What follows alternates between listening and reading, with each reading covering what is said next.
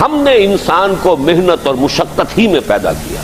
محنت، مشقت، تکلیف یہ ہر انسان کا مقدر ہے، کرنی ہی ہے. فرق صرف یہ ہوتا ہے کہ کسی کی مشقت اور محنت جسمانی زیادہ ہے، اینٹیں ڈھو رہا ہے غریب، کسی چلا رہا ہے. کسی کی محنت مشقت ذہنی زیادہ ہوتی ہے، بیٹھا ہوا تو ہے آرام کرسی پر، ریوالونگ چیئر ہے بڑی آرام دہ، لیکن اس کی جو ذہنی مشقت جو وہ کر رہا ہے. جو جسمانی مشقت کرتا ہے وہ رات کو پاؤں پھیلا کر سوتا ہے، چاہے روٹی بھی پوری نہ ملی ہو، لیکن اسے پتہ نہیں ہوتا رات کب گزر گئی. اور یہ دوسرے جو ہوتے ہیں انہیں رات کو بھی نیند نہیں آتی، مخملی گدیروں پر بھی نہیں آتی. انہیں ضرورت ہوتی ہے ہپنوٹکس کی بھی، سیڈیٹیوز کی بھی، ٹرینکولائزرز کی بھی، یہ ساری چیزیں وہاں چلتی ہیں، اس لیے کہ ان کی جو کوفت ہے وہ کسی اور قسم کی. لیکن بچا ہوا کوئی نہیں ہے. محنت، مشقت، قرآن نے اتنی قسمیں کھا کر اللہ نے کہا ہے. ہم نے انسان کو، یہاں کسی انسان کی تخصیص نہیں ہے. محنت، مشقت، اور اس محنت مشقت کے ساتھ اس میں غالب نے ایک اور رنگ داخل کیا ہے، اس کے ساتھ غم بھی. مثلا حیوان اور انسان میں کیا فرق ہے؟ بیل ہے، کولو چلا رہا ہے، مشقت تو وہ بھی کر رہا ہے. بار برداری کا اونٹ ہے، بوجھ ڈھو رہا ہے ادھر سے ادھر تک، محنت تو وہ بھی کر رہا ہے. انسان محنت بھی کرتا ہے، مزید اس کو رنج اور غم جو سابقہ اس کو پیش آتا ہے. بیل کو پتہ بھی نہیں ہوگا میری کو اولاد بھی ہے، نسل بھی ہے، وہ کوئی بیمار ہے، کس حال میں ہے. گائے کو بھی اپنے بچے کی خبر ہوگی، وہ چھوٹا سا جب ہے دودھ پیتا ہے، اس کے بعد اسے کیا پتا وہ کہاں گیا کہاں نہیں ہے. انسان کو جو تکلیفیں جھیلنی پڑتی ہیں، پھر جو غم جھیلنے پڑتے، وہ حیوان کے لیے نہیں ہے، یہ انسان کے لیے. اسی لیے کہا غالب نے کہ قید حیات و بند غم اصل میں دونوں ایک ہیں. موت سے پہلے آدمی غم سے نجات پائے کیوں؟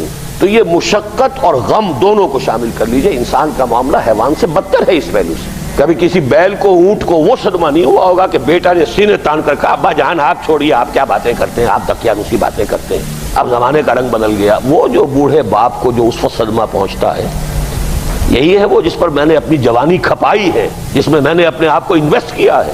آج یہ میرے سامنے کھڑا ہو کر کیا کہہ رہا ہے. اور یہ تو میں نے بڑی ہلکی مثال دی ہے. گالیاں دینے والے بھی ہیں، ماں باپ کو قتل کرنے والے بھی ہیں. مرتا نہیں ہے بڈھا کہ یہ مرے تو مجھے یہ ساری جائیداد ملے اور مجھے آزادی حاصل ہو. اے انسان، تجھے مشقت پر مشقت جھیلتے ہوئے، محنت پر محنت کرتے ہوئے ہی آگے بڑھنا ہے، اور پھر اپنے رب کے حضور میں پیش ہونا ہے. یہ اور مصیبت ہے. کسی اونٹ اور کسی بیل سے محاسبہ نہیں ہے وہاں. اس روز کہے گا کافر کاش میں مٹی ہوتا، انسان بنا ہی نہ ہوتا میں، جسے آج ہم بہت بڑا شرف سمجھ رہے ہیں، شرف انسانیت. کاش کہ میں مٹی ہوں، یہ انسان کی حیثیت مجھے دی ہی نہ جاتی کہ میں آج یہاں کھڑا ہوں جواب دے کے. حضور نے فرمایا کل نفس یغدو فبائع نفسہ فموتقھا وموبقھا. ہر انسان جب صبح آنکھ کھلتی ہے، رات کے سونے تک وہ اپنے آپ کو بیچتا ہے. کوئی جسمانی مشقت اپنی بیچ رہا ہے، شام کو 100 روپے لے کر آیا ہے، اس نے اپنی جسمانی محنت بیچی ہے نا. کسی نے اپنی ذہنی محنت، ذہنی صلاحیت بیچی ہے، چاہے وہ ڈاکٹر ہے، چاہے انجینئر ہے، کوئی اور ہے، وہ اپنی ذہنی صلاحیت بیچ رہا ہے بیٹھا ہوا اپنے کلینک میں، اپنے آفس میں. بائع نفسہ، اپنے آپ کو بیچتا ہے. یہ بیچنا تو ہر ایک کا ہے، ہر شخص بیچ رہا ہے اپنے آپ کو. کوئی بدبخت وہ ہے جو یہ ساری مشقت جھیل کر بھی رات کو جہنم لے کر آیا ہے. گھر مشقت بھی جھیلی اور لے کر بھی آیا آگ کے انگارے، اس لیے کہ حرام کاروبار کیا. کوئی وہ ہے جو اس مشقت کے بعد اپنے نفس کو جہنم کی آگ سے چھٹکارا دے کر آتا ہے. بیچا، جائز جگہ بیچا، جائز طریقے سے بیچا. بیچا اس نے بھی، محنت اس نے بھی کی، مشقت اس نے بھی کی، لیکن اس نے اپنی مشقت کے نتیجے میں اپنے آپ کو برباد کر لیا. تو جب آزمائش میں کوئی پڑے گا تو پتا چلے گا نا کہ کھرا ہے یا کھوٹا ہے. آزمائش میں نہیں آیا، امتحان میں نہیں آیا، کوئی تکلیف آئی نہیں، تو وہ کھرے اور کھوٹے گڑمڑ رہیں گے، ملے جلے رہیں گے. دودھ کا دودھ اور پانی کا پانی جدا نہیں ہوگا. کیا لوگوں نے یہ سمجھا تھا کہ وہ چھوٹ جائیں گے صرف یہ کہنے پر کہ ہم ایمان لے آئے اور انہیں آزمایا نہ جائے گا؟ ہم نے تو آزمایا ہے ان سب کو جو ان سے پہلے آئے. تو یہ تو یوں سمجھیے کہ اس راستے کا ایک مستقل معاملہ ہے. جو آئے سوچ سمجھ کر آئے کہ یہ شہادت گاہ الفت میں قدم رکھنا ہے. لوگ آسان سمجھتے ہیں مسلمان ہونا. جس نے کہا آمنت باللہ، ہم نے آزما لیا. سچ مچ کا یہ ہم پر ایمان کا دعوے دار ہے یا جھوٹ موٹ کا دعویٰ کر رہا ہے؟ یہ سچ مچ کا عاشق ہے یا جھوٹ موٹ کا عاشق ہے؟ ظاہر بات ہے کہ امتحان نہ ہو، آزمائش نہ ہو تو کیسے ان کے مابین تمیز ہوگی؟ کہہ تو دیا سب نے آمنت باللہ. اب ذرا تھوڑی دیر کے لیے ہم بھی اپنے گریبانوں میں جھانکے. ہم بھی کہتے ہیں نا اللہ کا، ہمارا ایمان ہے اللہ پر، آخرت پر، رسول کا عشق کا بھی دعویٰ ہے. اور جب نعتیں ہم سنتے ہیں تو بڑے جھومتے ہیں، لیکن یہ کہ واقعتاً آدمی جھانکے اپنے قلب کی گہرائیوں میں کہ یہ ہم کتنے کچھ سچے ہیں اپنے اس دعویٰ ایمان. جہاں کوئی معاملہ آیا، اگر ہم اس دین کے اس حکم پر عمل کرتے ہیں تو اتنا نقصان ہوتا ہے، اس حکم کو پیچھے ڈال دیں تو اتنا نفع ہوتا ہے. سچ بتائیے کہ ہم میں سے اکثریت کا فیصلہ کس بات کی طرف جائے گا؟ دین کا حکم پس پشت، دنیاوی مفاد وہ مقدم. تو معلوم ہو گیا کہ ہمارا یہ دعویٰ جو ہے اللہ پر ایمان کا اور آخرت کے یقین کا جھوٹا دعویٰ ہے. کیوں اللہ کی طرف سے یہ چیزیں آتی ہیں؟ دیکھو، کوئی مصیبت تم پر نہیں آ سکتی، نہیں آتی مگر اللہ کے اذن سے. وَمَن يُؤْمِن بِاللَّهِ، اور جو شخص اللہ پر ایمان رکھتا ہو، یہدِ قلبہ، اللہ اس کے دل کو ہدایت دے دیتا ہے، اس کے دل کو سکون عطا کر دیتا ہے، وہ راضی برضائے رب ہو جاتا ہے، اس میں شکوہ نہیں رہتا، اس میں شکایت نہیں ہوتی، اس میں تلخی نہیں ہوتی. کیوں ہو گیا، کیسے ہو گیا، کیوں ہو گیا، نہیں ہونا چاہیے، نہیں دیتے. یہ سارا جو پیچ آدمی کھاتا رہتا ہے نا اندر ہی اندر، وہ جو پیچ کھا رہا ہے، یہ سب پیچ سے نجات نہیں گئی. پہلی بات یہ کہ یہ اللہ کی طرف سے آزمائش کے طور پر آتی ہے. آزمائش، میرا بندہ اس پر صبر کرتا ہے یا نہیں، یا میرے خلاف بکواس کرنے پر آمادہ ہو جاتا ہے. اللہ تو ایسا ہے، اللہ نے تو ہم پر کبھی کرم کیا ہی نہیں ہے، اللہ تو ظالم، معاذ اللہ معاذ اللہ معاذ اللہ. کہیں ایسا تو نہیں، میرا بندہ جو ہے تکلیف کو جھیلتا ہے میری وجہ سے، یہ سمجھ کے کہ اللہ کی طرف سے آئی. یہ سب جو ہے یہ بہت بڑی کامیابی ہے اگر انسان کو حاصل ہو جائے. اور اس صبر کے نتیجے میں دو اور باتیں پیدا ہوتی ہیں. یہ مضامین علیحدہ علیحدہ دروس کے اندر آتے رہے ہیں، لیکن آج ایک نئے عنوان کے تحت جمع ہو کر آ رہے ہیں. پہلی بات یہ ہوتی ہے کہ یہ امتحان کا نتیجہ کیا نکلتا ہے کہ آپ نے ایک امتحان پاس کیا تو آپ کے اگلے درجے میں ترقی ہو جاتی ہے.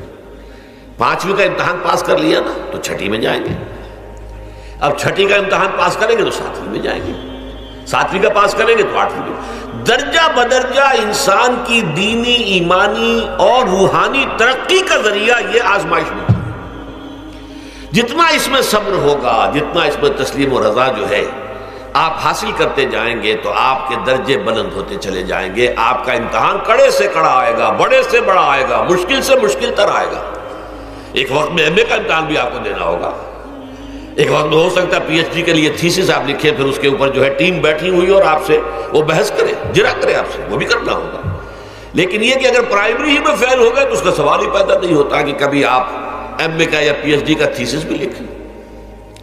اور اسی کو دوسرے انداز میں کہا گیا ہے قرآن مجید میں، وَلِيُبْلِيَ الْمُؤْمِنِينَ مِنْهُ بَلَاءً حَسَنًا. اصل میں ابلا کہتے ہیں، بلا یبلو جو ہے عربی زبان میں آتا ہے آزمانا. خلق الموت والحیات لیبلوکم ایکم احسن عملا. یہی معنی ابتلا کے میں، ابتلا یبتلی آزمانا. ابلا یبلی جو آتا ہے باب افعال سے، اس میں آتا ہے کسی کو کسی تکلیف میں ڈال کر اس کو نکھارنا، کہ اس کا جوہر نکھر جائے، اس کے اندر جو خیر ہے وہ اور چمک جائے، لوگوں کو بھی معلوم ہو جائے کہ یہ شخص اس مقام کا اہل ہے، اس کے اندر یہ صلاحیت ہے، اس میں یہ قوت موجود ہے. تو یہ گویا کہ اہل ایمان کی صلاحیتوں کو نکھارنے کے لیے اور ان کے درجات کی ترقی کے لیے بھی اللہ تعالیٰ دنیا کے اندر یہ مصیبتیں اور امتحانات جو ہیں آزمائش کے حوالے سے افراد پر بھی اجتماعی طور پر ملاتا ہے. اور ایک اس کا اور بھی ہے، اہل ایمان پر اس طرح کی ابتلاء و آزمائش کی ایک نوعیت اور بھی ہے، اور وہ یہ ہے کہ جو بھی آپ سے غیر ارادی طور پر یا یہ کہ آپ نے کوئی گناہ ارادی طور پر بھی کر لیا، اللہ تعالیٰ اس کی سزا اسی دنیا میں دے کر آخرت کی سزا سے محفوظ کر دیتا. گویا کہ اس سے بڑا خیر کیا ہوگا؟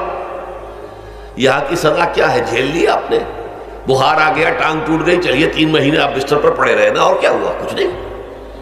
لیکن یہ کہ آخرت کی سزا ملتی بہت عظیم ہوتی ہے.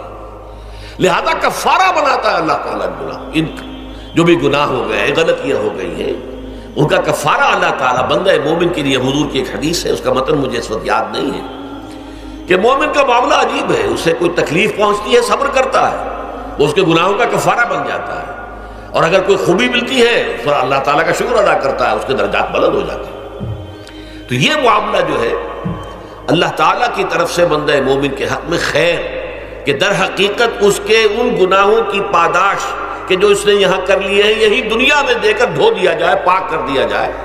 جیسے آپ کو معلوم ہے دھوبی جو ہے کپڑے کو بھٹی میں چڑھاتا ہے، گرم پانی میں ڈالتا ہے کہ ڈالتا ہے تاکہ اس کا میل نکلے، اس کے آگے پٹکتا بھی ہے ذرا اس کو تاکہ وہ میل اچھی طرح چھٹ جائے اس سے۔ اسی طرح اگر دنیا میں ہمارے میل چھٹ جائیں، دنیا میں اگر ہمارے گناہ دھل جائیں تو یہ بڑے نفع کا سودا ہے، بڑے نفع کا سودا ہے، بڑے نفع کا سودا ہے۔ اس اعتبار سے آپ غور کیجئے کہ اگر یہ حقائق ہمارے سامنے رہے تو کیا کوئی تکلیف دنیا کی ہمیں بھاری محسوس ہو؟